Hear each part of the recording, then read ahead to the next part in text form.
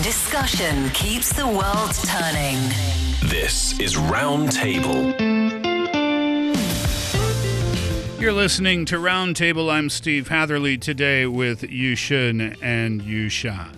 Coming up next, ever feel like everyone else got the instruction on life except for you? If that's the case, you might be in your Odyssey years. And if you're unfamiliar with the term but you have that feeling, stay tuned for that. Don't forget, we love to hear from you. Send your thoughts on any of the things that we discuss here on the show to roundtablepodcast@qq.com, roundtablepodcast@qq.com. And don't forget that our podcast listeners, that's you, can find us at Roundtable China on Apple Podcasts. Ever feel like everyone else got the message about what to do with life except for you? One minute you're told the future is full of possibilities. The next you're expected to have a 5-year plan and a dream job and financial stability and all of that stuff that comes with being an adult. But wait, you don't have any of that stuff. So what happens when your map disappears, when every choice feels important, but none of them feel certain to you? You never really know if you're making that right decision or not. Well, if that's you, welcome to the Odyssey years. Yushan, what's this all about? Yeah, this term has recently surged in popularity on Chinese social media platforms. In February, actually, in this year, a creator on Rednote or Xiaohongshu introduced a social psychology concept known as the Odyssey years. It refers to the period roughly between a person's 20s and early 30s. And then during this stage, young adults leave school and enter society, often facing some uncertainties and anxiety about their careers, relationships, and sense of identity, because you are in that middle ground when you are switching that kind of mindset. So the creator summed it up as the adolescence of adulthood. The idea resonated with a huge number of young people and quickly received more than 100,000 likes. And after all, as the saying goes, whose youth isn't filled with confusion? Yeah. And people are all agreeing with that. Exactly. I believe everybody's had this experience. We call it adulthood or entering into adulthood. But that really is just a legal term of saying that, you turned 18. That's by paper. But when you first enter society and really feels what it's like to live as an adult rather than a student in school or somebody, a kid living under the protection of your family, then that's totally a new world for you to navigate. They're full of opportunities and temptations. That's the steering part of what make you feel like this is Odyssey, like this is like so wavy. I'm a little boat floating on this whole ocean that's called society with out no there. direction. Yeah. By the way, if you're wondering why is it called the Odyssey years or an Odyssey time of life, this comes from Homer's The Odyssey. The character, the hero, Odysseus, had a 10-year journey, had lots of trials and tribulations and wandering before he finally made it home to Ithaca.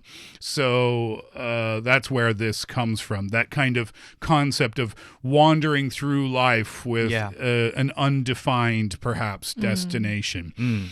How do you feel about this? Do you think that this is a thing that actually exists, or is this kind of a construct, if you will, a concept that doesn't really exist, but some people just came up with it? I think it is a mindset people may have, because I can totally understand that kind of mindset of having no direction. Maybe it's because of the peer pressure that others seems like in their social media showing that they have a wonderful life. Of course, that's what social media does. But the thing is that it feels like you are the only one who is not really clear about your career or your future, and you may get into that kind of Odyssey period of time. And it gained even significant traction after being discussed by some prominent Chinese authors like Mo Yan and Yu Hua, because a lot of media are reporting this kind of phenomenon or this phrase. And they noted that every generation of youth experiences a period of confusion and a desire to reach the shore. And I think probably that's also one of the reasons a lot of Chinese people can resonate with this kind of thing, because probably for a long, long time for Chinese people, no matter it's about graduation, getting into a good school, getting into a good university, getting into a good, get a new good job.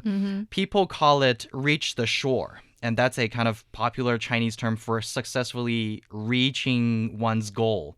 So whether that means getting a job or passing a competitive exam. So people have this kind of resonance and term of I need to reach the shore probably for my whole life. Or at least I'm not moving, and that's concerning. Everybody else is moving. I'm stepping on the same ground. Treading water. Exactly. And that's the worst part of this whole mindset, to be honest. It's not only from peers, like, wow, my college schoolmate got married last year and is now bearing her first child already. Where am I? So that kind of peer pressure is one thing. And then there's the cross-generational kind of quote-unquote encouragement. What do you mean? Like from our parents or grandparents' generation. They are, well, I came up with this idea from a personal experience too. So I just celebrated my 30th birthday not too long ago. Thank you.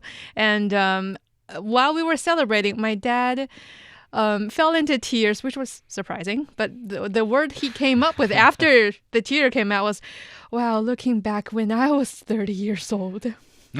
He was crying about himself. You are this big already. Yeah, you're already like how many years old, and I was fighting to get my first house. He wasn't crying for you. He was reflecting on his own You past. see, everybody has that period of their life, and looking back, he didn't. He felt grateful. That's the main reason why he shed tears. But he felt grateful, and all of the uncertainties back then felt real. But it's inevitable that you have to go through something like this in order to reach the shore, like you said, Yushan. I think it's just life.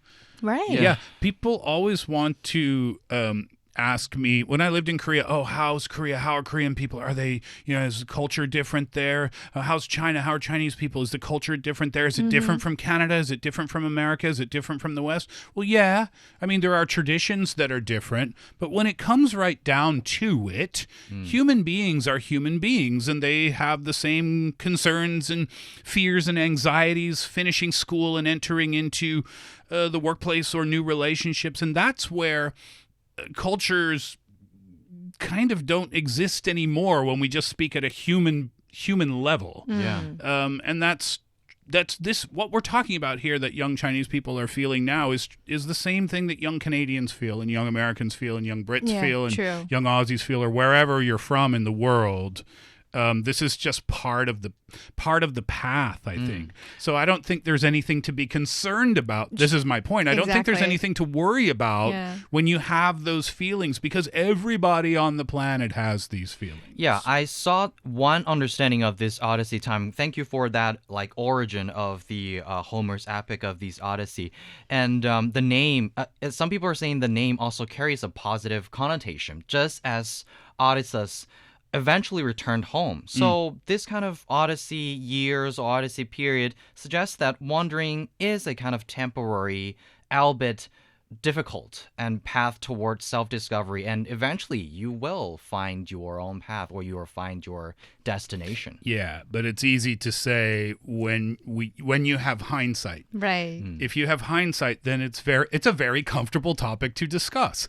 But if you don't have the advantage of hindsight, if you're just coming out of university and entering into the workforce, then you still you can't say anything to make anybody feel better about this. I don't think it's just something you go through, and during the period that you are going through it can feel uncomfortable, and it can feel concerning for sure.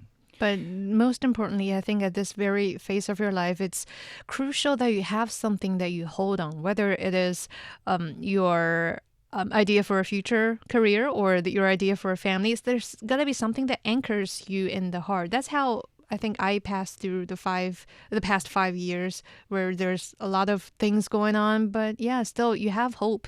You have something to look forward to, at least. And by the way, they define it from like early 20s to 30. Like suddenly at 31, you magically know everything about the universe. Nope. That is not true. And the Odyssey years can continue into your 40s and your 50s and probably 60s and 70s as well.